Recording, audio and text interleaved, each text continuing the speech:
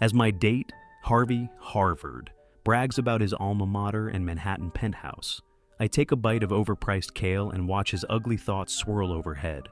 It's hard to pay attention to him, with my stomach growling and my body a jitter, for all he's easy on the eyes. Harvey doesn't look much older than I am, but his thoughts, covered in spines and centipede feet, glisten with ancient grudges and carry an entitled Ivy League stink. My apartment has the most amazing view of the city, he's saying, his thoughts sliding long over each other like dark bristling snakes. Each one is as thick around as his Rolex-draped wrist. I just installed a jacuzzi along the west wall so that I can watch the sunset while I relax after getting back from the gym. I nod, half listening to the words coming out of his mouth. I'm much more interested in the ones hissing through the teeth of the thoughts above him. She's got perfect tits, lil handfuls just waiting to be squeezed. I love me some perky tits. I'm gonna fuck this bitch so hard she'll never walk straight again. Gross. That sounds wonderful, I say, as I sip champagne and gaze at him through my false eyelashes, hoping the dim screen of my iPhone isn't visible through the tablecloth below. This dude is boring as hell, and I'm already back on Tinder, thumbing through next week's prospective dinner dates. She's so into me. She'll be begging for it by the end of the night. I can't wait to cut her up. My eyes flick up sharply. I'm sorry, I say. Harvey blinks. I said, Argentina is a beautiful country.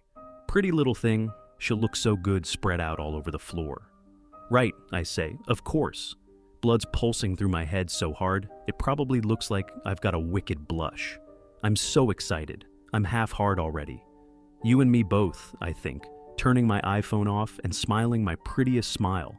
The waiter swings by with another bottle of champagne and a dessert menu burned into a wooden card, but I wave him off. Dinner's been lovely, I whisper to Harvey, leaning in and kissing his cheek. But I've got a different kind of dessert in mind. Ah, go the ugly thoughts, settling into a gentle rippling wave across his shoulders. I'm going to take her home and split her all the way from top to bottom, like a fucking fruit tart. That is not the way I normally eat fruit tarts, but who am I to judge? I passed on dessert after all. When he pays the bill, he can't stop grinning at me. Neither can the ugly thoughts hissing and cackling behind his ear. What's got you so happy? I ask coyly. I'm just excited to spend the rest of the evening with you, he replies. The fucker has his own parking spot. No taxis for us. He's even brought the Tesla. The leather seats smell buttery and sweet, and as I slide in and make myself comfortable, the rankness of his thoughts leaves a stain in the air. It's enough to leave me lightheaded, almost purring. As we cruise uptown toward his fancy-ass penthouse, I ask him to pull over near the Queensboro Bridge for a second. Annoyance flashes across his face, but he parks the Tesla in a side street. I lurch into an alley, tottering over empty cans and discarded cigarettes in my 4-inch heels, and puke a trail of champagne and kale over to the dumpster, shoved up against the apartment building. Are you all right? Harvey calls. I'm fine, I slur. Not a single curious window opens overhead. His steps echo down the alley. He's gotten out of the car, and he's walking toward me like I'm an animal that he needs to approach carefully. Maybe I should do it now. Yes, now, while the bitch is occupied. But what about the method? I won't get to see her insides all pretty everywhere. I launch myself at him, fingers digging sharp into his body, and bite down hard on his mouth. He tries to shout, but I swallow the sound and shove my tongue inside. There, just behind his teeth, is what I'm looking for. Ugly thoughts, viscous as boiled tendon. I suck them howling and fighting into my throat as Harvey's body shudders, little mewling noises escaping from his nose. I feel decadent and filthy, swollen with the cruelest dreams I've ever tasted.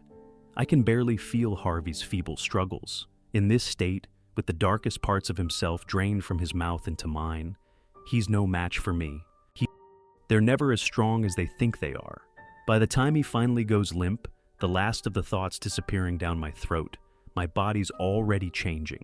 My limbs elongate, growing thicker, and my dress feels too tight as my ribs expand. I'll have to work quickly. I strip off my clothes with practiced ease, struggling a little to work the bodice free of the gym-toned musculature swelling under my skin. It doesn't take much time to wrestle Harvey out of his clothes either. My hands are shaking but strong, and as I button up his shirt around me and shrug on his jacket, my jaw is creaked into an approximation of his, and the ridges of my fingerprints have reshaped themselves completely. Harvey is so much bigger than me, and the expansion of space eases the pressure on my boiling belly, stuffed with ugly thoughts as it is. I stuff my discarded outfit into my purse, my high heels clicking against the empty glass jar at its bottom, and sling the strap over my now broad shoulder. I kneel to check Harvey's pulse, slow but steady, before rolling his unconscious body up against the dumpster, covering him with trash bags. Maybe he'll wake up, maybe he won't. Not my problem, as long as he doesn't wake in the next 10 seconds to see his doppelganger strolling out of the alley, wearing his clothes and fingering his wallet and the keys to his Tesla. There's a cluster of drunk college kids gawking at Harvey's car. I level an arrogant stare at them. Oh, but do I wear this body so much better than he did? And they scatter. I might not have a license, but Harvey's body remembers how to drive. The Tesla revs sweetly under me, but I ditch it in a parking garage in Bedford, stripping in the relative privacy of the second to highest level. Edged behind a pillar, after laying the keys on the driver's seat over Harvey's neatly folded clothes and shutting the car door, I pull the glass jar from my purse and vomit into it as quietly as I can. Black liquid, thick and viscous, hits the bottom of the jar, hissing and snarling Harvey's words. My body shudders, limbs retracting, spine reshaping itself as I empty myself of him. It takes a few more minutes to ease back into an approximation of myself, at least enough to slip my dress and heels back on, pocket the jar, and comb my tangled hair out with my fingers. The parking attendant nods at me as I walk out of the garage, his eyes sliding disinterested over me, his thoughts a gray, indistinct murmur. The L train takes me back home to Bushwick, and when I push open the apartment door, Aiko is in the kitchen, rolling mochi paste out on the counter. "You're here," I say stupidly. I'm still a little foggy from shaking off Harvey's form, and strains of his thoughts linger in me, setting my blood humming uncomfortably hot. "I'd hope so. You invited me over."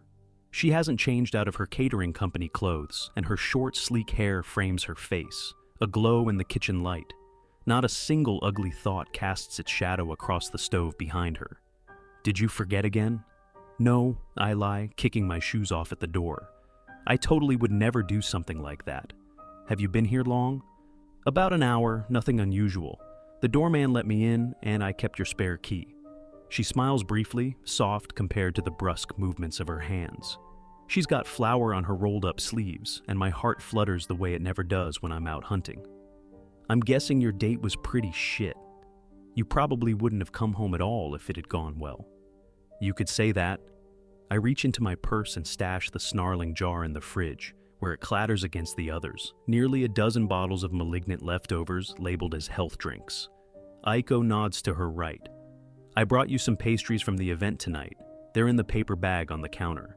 "You're an angel." I edge past her so I don't make bodily contact. Aiko thinks I have touch issues, but the truth is she smells like everything good in the world, solid and familiar, both light and heavy at the same time, and it's enough to drive a person mad. "He should have bought you a cab back at least," says Aiko, reaching for a bowl of red bean paste. I fiddle with the bag of pastries, pretending to select something from its contents.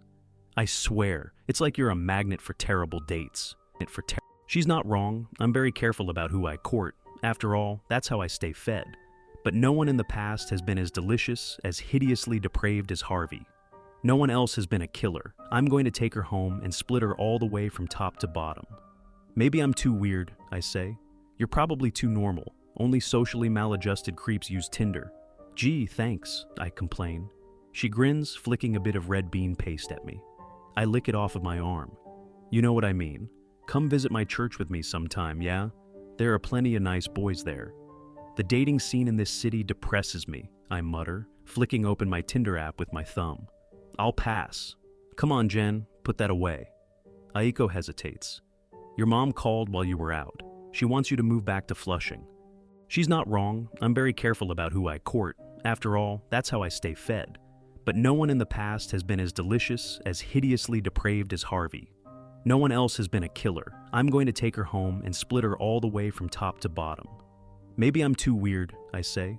"You're probably too normal. Only socially maladjusted creeps use Tinder." "Gee, thanks," I complain.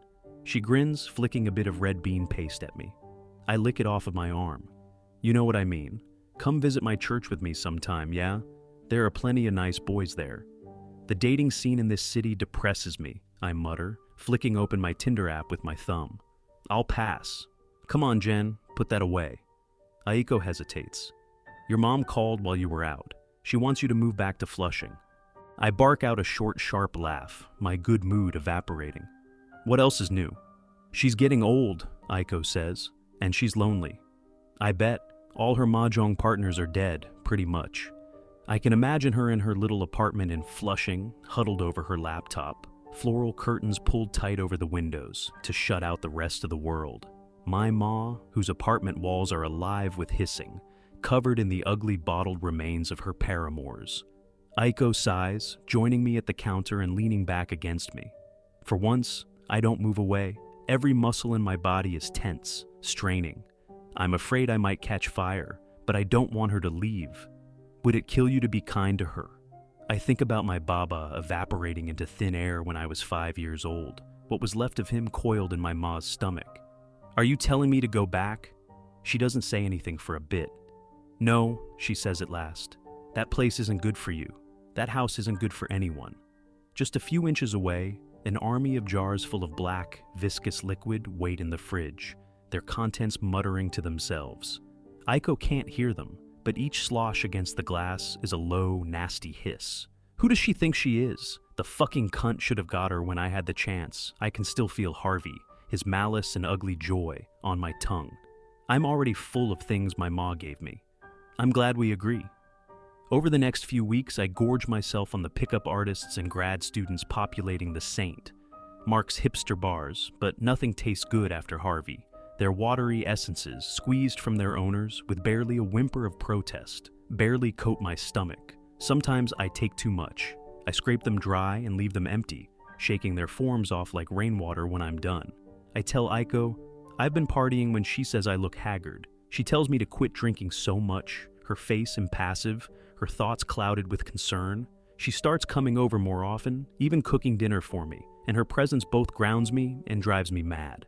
I'm worried about you, she says as I lie on the floor, flipping listlessly through pages of online dating profiles, looking for the emptiness, the rot, that made Harvey so appealing. She's cooking my mom's lo mein recipe, the oily smell making my skin itch. You've lost so much weight and there's nothing in your fridge, just a bunch of empty jam jars. I don't tell her that Harvey's lies under my bed, that I lick its remnants every night to send my nerves back into euphoria. I don't tell her how often I dream about my ma's place, the shelves of jars she never let me touch.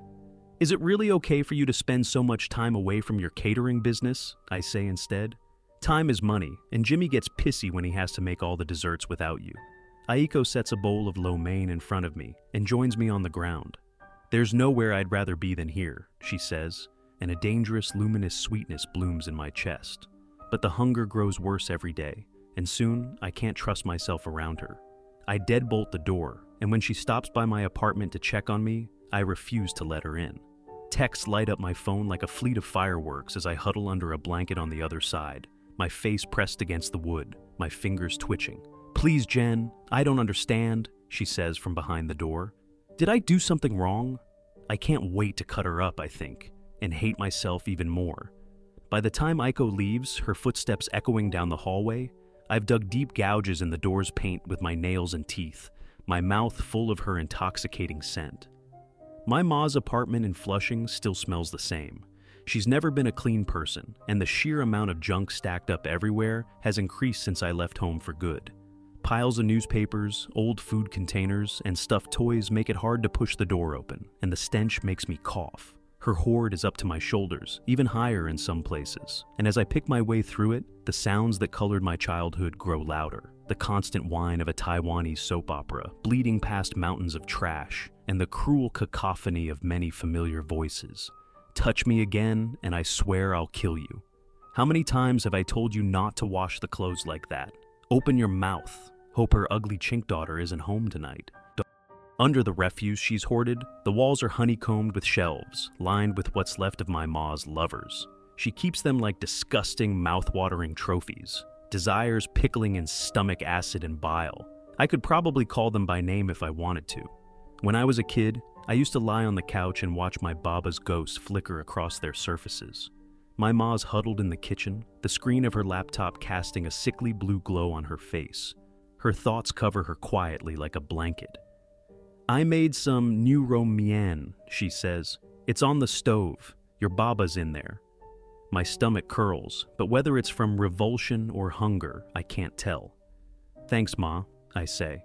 I find a bowl that's almost clean and wash it out, ladling a generous portion of thick noodles for myself. The broth smells faintly of Hong Tash and tobacco, and as I force it down almost faster than I can swallow, someone else's memories of my childhood flash before my eyes, pushing a small girl on a swing set at the park, laughing as she chases pigeons down the street, raising a hand for a second blow as her mother launches herself toward us, between us, teeth bared. "How is it?" she says. "Foul." "Great," I say. It settles my stomach, at least for a little while. But my Baba was no Harvey, and I can already feel the hunger creeping back, waiting for the perfect moment to strike. "You ate something you shouldn't have, didn't you, Mei Mei?" My ma looks up at me for the first time since I walked in, and she looks almost as tired as I feel.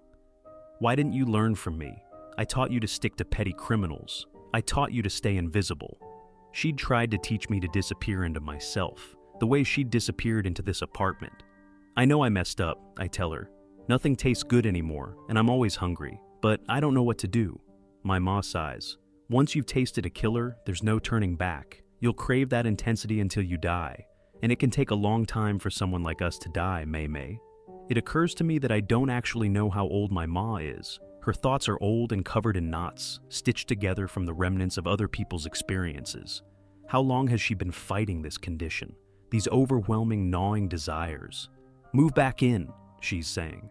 "There's so much Tong activity here, the streets leak with food. You barely even have to go outside. Just crack open a window and you can smell it brewing. The malice, the knives and bullets." The picture she paints makes me shudder, my mouth itching. "I can't just leave everything, Ma," I say. "I have my own life now. And I can't live in this apartment, with its lack of sunlight and fresh air, its thick stench of regret and malice." "So what happens if you go back? You lose control? You take a bite out of Aiko?" She sees me stiffen. "That girl cares about you so much. The best thing you can do for her is keep away. Don't let what happened to your father happen to Aiko." She reaches for my hand, and I pull away. "Stay here, Mei Mei. We only have each other." "This isn't what I want." I'm backing up, and my shoulder bumps into the trash, threatening to bury us both in rotting stuffed animals. "This isn't safe, Ma. You shouldn't even stay here." My ma coughs, her eyes glinting in the dark. The cackling from her jar collection swells in a vicious tide, former lovers rocking back and forth on their shelves. "Someday you'll learn that there's more to life than being selfish, Mei Mei." That's when I turn my back on her, pushing past the debris and bullshit her apartment's stuffed with. I don't want to die, but as far as I'm concerned, living like my ma, sequestered away from the rest of the world, her doors barricaded with heaps of useless trinkets and soured memories, is worse than being dead. The jars leer and cackle as I go, and she doesn't try to follow me. The scent of Flushing clings to my skin, and I can't wait to shake it off. I get on the train as soon as I can, and I'm back on Tinder as soon as the M passes above ground. Tears blur my eyes, rattling free with the movement of the train. I scrub them away angrily, and when my vision clears, I glance back at the screen. A woman with sleek dark hair, slim tortoiseshell glasses, and a smile that seems a little shy, but strangely handsome, glows up at me. In the picture, she's framed by the downtown cityscape. She has rounded cheeks, but there's a strange flat quality to her face. And then, of course, there are the dreams shadowing her, so strong they leak from the screen in a thick, heady miasma. Every one of those myriad eyes is staring straight at me, and my skin prickles. Her name is Seo Yun, and as she watches me eat, her eyes flickering from my mouth to my throat, her smile is so sharp I could cut myself on it. "I love places like this," she says. "Little authentic spots with only 12 seats. Have you been to Haru before?" "I haven't," I murmur. My fingers are clumsy with my chopsticks, tremors clicking them together, making it hard to pick up my food. God, she smells delectable. I've never met someone whose mind is so twisted, so rich. A malignancy as well developed and finely crafted as the most elegant dessert. Her name is Seo Yoon, and as she watches me eat, her eyes flickering from my mouth to my throat, her smile is so sharp I could cut myself on it. I love places like this, she says. Little authentic spots with only 12 seats. Have you been to Haru before? I haven't, I murmur. My fingers are clumsy with my chopsticks, tremors clicking them together, making it hard to pick up my food. God, she smells delectable. I've never met someone whose mind is so twisted, so rich. A malignancy as well developed and finely crafted as the most elegant dessert. I'm going to take her home and split her open like I can already taste her on my tongue, the best meal I've never had. You're in for a treat, Seo Yoon says, as the waiter, the only other staff beside the chef behind the counter, brings us another pot of tea. This restaurant started as a stall in a subway station back in Japan. Oh wow, I say, that's Dot. Amazing. I think so too. I'm glad they expanded into Manhattan. Behind her kind eyes, a gnarled mess of ancient ugly thoughts writhes like the tails of a rat king. I've never seen so many in one place. They crawl from her mouth and ears, creeping through the air on deep-scaled legs, their voices like the drone of descending locusts. I'm not her first. I can tell that already. But then, she isn't mine either. I spend the evening sweating through my dress, nearly dropping my chopsticks. I can't stop staring at the ugly thoughts, dropping from her lips like swollen beetles. They skitter over the tablecloth toward me, whispering obscenities at odds with Seo Yoon's gentle voice, hissing what they'd like to do to me. It takes everything in me not to pluck them from the table and crunch them deep between my teeth right then and there, to pour into her lap and rip her mind clean. Seo Yoon is too much for me, but I'm in too far, too hard. I need to have her. She smiles at me. Not hungry? I glance down at my plate. I've barely managed a couple of nigiri. I'm on a diet, I mutter. I understand, she says earnestly. The ugly thoughts crawl over the tops of her hands, iridescent drops spilling into her soy sauce dish. When the waiter finally disappears into the kitchen, I move in to kiss her across the table. She makes a startled noise, gentle pink spreading across her face. But she doesn't pull away. My elbow sinks into the exoskeleton of one of the thought beetles, crushing it into black, moist paste against my skin. I open my mouth to take the first bite. So, I'm curious, murmurs Seo Yoon, her breath brushing my lips. Who's Aiko? My eyes snap open. Seo Yoon smiles, her voice warm and tender, all her edges dark. She seems sweet, that's all. I'm surprised you haven't had a taste of her yet. I back up so fast that I knock over my teacup, spilling scalding tea over everything. But Seo Yoon doesn't move, just keeps smiling that kind, gentle smile as her monstrous thoughts lap delicately at the tablecloth. She smells so ripe, she whispers, but you're afraid you'll ruin her, aren't you? Eat her up, and for what? Just like your mom did your dad. No, no, no. I've miscalculated so badly. But I'm so hungry, and I'm too young, and she smells like ancient power. There's no way I'll be able to outrun her. Get out of my head, I manage to say. I'm not in your head, love. Your thoughts are spilling out everywhere around you, for everyone to see. She leans in, propping her chin on her hand. The thoughts twisted around her head like a living crown, let out a dry, rattling laugh. I like you, Jenny. You're ambitious. A little careless, but we can fix that. Seo Yoon taps on the table, and the waiter reappears, folding up the tablecloth deftly and sliding a single dish onto the now bare table. An array of thin, translucent slices fan out across the plate, pale and glistening with malice. Bisected eyes glint, mouths caught mid-snarl from every piece. All it takes is a little practice and discipline, and no one will know what you're really thinking. On the house, of course, ma'am, the waiter murmurs. Before he disappears again, I catch a glimpse of dark, many-legged thoughts braided like a bracelet around his wrist. Seo Yoon takes the first bite, glancing up at me from behind her glasses. Your mum was wrong, she says. She thought you were alone, just the two of you. So she taught you to only eat when you needed to, so you didn't get caught, biding your time between meals like a snake. You don't know anything about me, I say. The heady, rotten perfume from the dish in front of me makes my head spin with hunger. My mum was much the same. Eat for survival, not for pleasure. She gestures at the plate with her chopsticks. Please, have some. As the food disappears, I can only hold out for a few more slices before my chopsticks dart out, catching a piece for myself. It's so acidic it makes my tongue burn and eyes itch, the aftertaste strangely sweet. "Do you like it?" I respond by wolfing down another 2 slices, and Seo-yoon chuckles. Harvey is bland compared to this strangely distilled pairing of emotions. I gasp as my body starts to warp, hands withering, burn scars twisting their way around my arms. Gasoline, malice, childish joy rush through me, a heady mix of memory and sensory overstimulation. And then Seo-yoon's lips are on mine, teeth tugging gently, swallowing, drawing it out of me. The burns fade, but the tingle of cruel euphoria lingers. She wipes her mouth delicately. "Ate a little too fast, I think, dear," she says. "My point, Jenny, is that I believe in eating for pleasure, not just survival, and communally, of course. There are a number of us who get together for dinner or drinks at my place every so often. And I would love it if you would join us tonight. An eating club of sorts." My gaze flickers up at her thoughts, but they're sitting still as stones, just watching me with unblinking eyes. My mouth stings with the imprint of hers.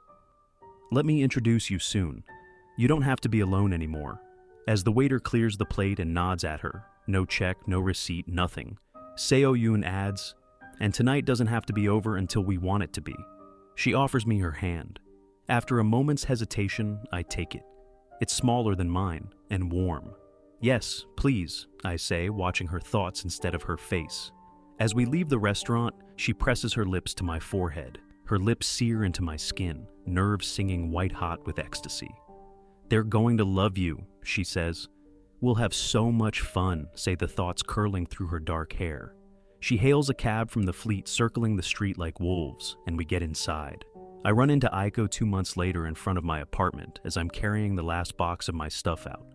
She's got a startled look on her face, and she's carrying a bag stuffed with ramps, kaffir lime, heart of palm, all ingredients I wouldn't have known 2 months ago before meeting Seo-yoon. "You're moving?" I shrug, staring over her head, avoiding her eyes. "Yeah, I'm seeing someone now, and she's got a really nice place." "Oh," she swallows, shifts the bag of groceries higher on her hip. "That's great! I didn't know you were dating anybody." I can hear her shaky smile. "She must be feeding you well. You look healthier." "Thanks," I say, though I wonder. It's true, I'm sleeker, more confident now. I'm barely home anymore, spending most of my time in Seo-yoon's Chelsea apartment, learning to cook with the array of salts and spices infused with ugly dreams, drinking wine distilled from deathbed confessions. My time stalking the streets for small-time criminals is done. But why has my confidence evaporated the moment I see Aiko? And if that ravenous hunger from Harvey is gone, why am I holding my breath to keep from breathing in her scent? "So what's she like?" "Older, kind of looks like you. Short, likes to cook, right?" I start to edge past her. "Listen, this box is heavy, and the van's waiting for me downstairs. I should go." "Wait," Aiko says, grabbing my arm. "Your mom keeps calling me. She still has my number from before. She's worried about you. Plus, I haven't seen you in ages, and you're just gonna take off?" Aiko, small and humble. Her hands smell like home, like rice flour and bad memories. How could I ever have found that appealing? "We don't need to say goodbye. I'm sure I'll see you later," I lie, shrugging her off. "Let's get dinner sometime," says Aiko, but I'm already walking away. Caterers flit like blackbirds through the apartment, dark uniforms neatly pressed, their own ugly thoughts braided and pinned out of the way. It's a 2-story affair, and well-dressed people flock together everywhere there's space. Seo-yoon's library upstairs to the living room on ground floor. She's even asked the caterers to prepare some of my recipes, which makes my heart glow. "You're the best," I say, kneeling on the bed beside her and pecking her on the cheek. Seo-yoon smiles, fixing my hair. She wears a sleek, deep blue dress, and today, her murderous thoughts are draped over her shoulders like a stole, a living, writhing cape. Their teeth glitter like tiny diamonds. I've never seen her so beautiful. They're good recipes. My friends will be so excited to taste them. I've already met many of them, all much older than I am. They make me nervous. "I'll go check on the food," I say. She brushes her thumb over my cheek. "Whatever you'd like, love. I escape into the kitchen, murmuring brief greetings to the guests I encounter on the way. Their hideous dreams adorn them like jewels, glimmering and snatching at me as I slip past. As I walk past some of the cooks, I notice a man who looks vaguely familiar. "Hey," I say. "Yes, ma'am." The caterer turns around, and I realize where I've seen him. There's a picture of him and Aiko on her cell phone, the pair of them posing in front of a display at a big event they'd cooked for. My heartbeat slows. "Aren't you Aiko's co-worker?" He grins and nods. "Yes, I'm Jimmy. Aiko's my business partner. Are you looking for her?" "Wait, she's here?" He frowns. "She should be. She never misses one of Miss Sun's parties." He smiles. "Miss Sun lets us take home whatever's left when the party winds down. She's so generous." I turn abruptly and head for the staircase to the bedroom, shouldering my way through the crowd. Thoughts pelt me as I go. Has Aiko known about me, my ma, what we can do? How long has she known? And worse, Seo Yoon's known all along about Aiko and played me for a fool. I bang the bedroom door open to find Aiko sprawled out across the carpet, her jacket torn open. Seo Yoon crouches on the floor above her in her glorious dress, her mouth dark and glittering. She doesn't look at all surprised to see me. "Jenny, love, I hope you don't mind we started without you." Seo Yoon smiles. Her lipstick is smeared over her chin, over Aiko's blank face. I can't tell if Aiko's still breathing. "Get away from her," I say in a low voice. "As you wish." She rises gracefully, crossing the room in fluid strides. I was done with that particular morsel anyway. The sounds of the party leak into the room behind me, and I know I can't run and grab Aiko at the same time, so I shut the door, locking it, and mellow my voice to a sweet purr. "Why didn't you tell me about Aiko? We could have shared her together." But Seo Yoon just laughs at me. "You can't fool me, Jenny. I can smell your rage from across the room." She reaches out, catches my face, and I recoil into the door. "It makes you so beautiful. The last seasoning in a dish almost ready." "You're insane, and I'm going to kill you," I say. She kisses my neck, her teeth scraping my throat, and the scent of her is so heady my knees almost bend. "I saw you in her head, delicious as anything," she whispers. Her ugly thoughts hiss up my arms, twining around my waist. There's a sharp sting at my wrist, and I look down to discover that one of them is already gnawing at my skin. And I knew I just had to have you. There's a crash, and Seo Yoon screams as a porcelain lamp shatters against the back of her head. Aiko's on her feet, swaying unsteadily, face grim. "Back the fuck away from her," she growls, her voice barely above a whisper. "You little bitch," snarls Seo Yoon. But I seize my chance and pounce, fastening my teeth into the hollow of Seo Yoon's throat.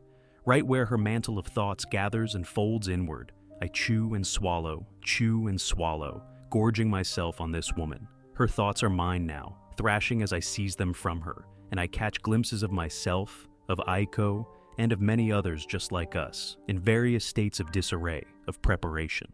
Ma once told me that this was how Baba went. She'd accidentally drained him until he'd faded completely out of existence. For the first time in my life, I understand her completely. Seo Yoon's bracelets clatter to the floor, her empty gown fluttering soundlessly after. Aiko collapses too, folding like paper. It hurts to take in that much. My stomach hurts so bad, my entire body swollen with hideous thoughts. At the same time, I've never felt so alive, abuzz with possibility and untamable rage. I lurch over to Aiko on the floor, malice leaking from her mouth, staining the carpet. "Aiko, wake up!" But she feels hollow, lighter, empty. She doesn't even smell like herself anymore. A knock at the door jolts me. "Ma'am," says a voice I recognize as the head caterer. "The first of the main courses is ready. Mr. Goldberg wants to know if you'll come down and give a toast." Fuck. I start to say, but the voice isn't mine. I glance over at the mirror. Sure enough, it's Seo Yoon staring back at me, her dark, terrible dreams tangled around her body in a knotted mess. "I'll be right there," I say, and lay Aiko gently on the bed. Then I dress and leave, my heart pounding in my mouth. I walk Seo Yoon's shape down the stairs to the dining room, where guests are milling about, plates in hand, and smile Seo Yoon's smile.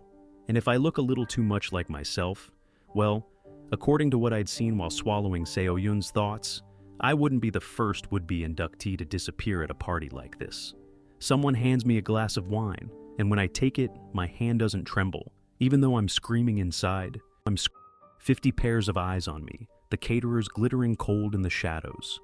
Do any of them know? Can any of them tell? To your continued health and to a fabulous dinner, I say, raising my glass. As one, they drink. Seo Yoon's apartment is dark, cleared of guests and waitstaff alike. Every door is locked, every curtain yanked closed. I've pulled every jar, every container, every pot and pan out of the kitchen, and now they cover the floor of the bedroom, trailing into the hallway, down the stairs. Many are full, their malignant contents hissing and whispering hideous promises at me as I stuff my hand in my mouth, retching into the pot in my lap. Aiko lies on the bed, pale and still. There's flour and bile on the front of her jacket. "Hang in there," I whisper, but she doesn't respond. I swirl the pot, searching its contents for any hint of Aiko, but Seo Yoon's face grins out at me from the patterns of light glimmering across the liquid surface. I shove it away from me, spilling some on the carpet. I grab another one of the myriad crawling thoughts tangled about me, sinking my teeth into its body, tearing it into pieces as it screams and howls terrible promises. Promises it won't be able to keep. I eat it raw, its scales scraping the roof of my mouth, chewing it thoroughly. The more broken down it is, the easier it will be to sort through the pieces that are left when it comes back up. How long did you know? Did you always know? I'll find her, I think, as viscous black liquid pours from my mouth, over my hands, burning my throat. The field of containers pools around me like a storm of malicious stars, all whispering my name. She's in here somewhere. I can see her reflection darting across their surfaces. If I have to rip through every piece of Seo Yoon I have, from her dreams to the soft, freckled skin wrapped around my body, I will. I'll wring every vile drop of Seo Yoon out of me until I find Aiko, and then I'll fill her back up, pour her mouth full of herself. How could I ever forget her? How could I forget her taste, her scent? Something as awful and beautiful as home.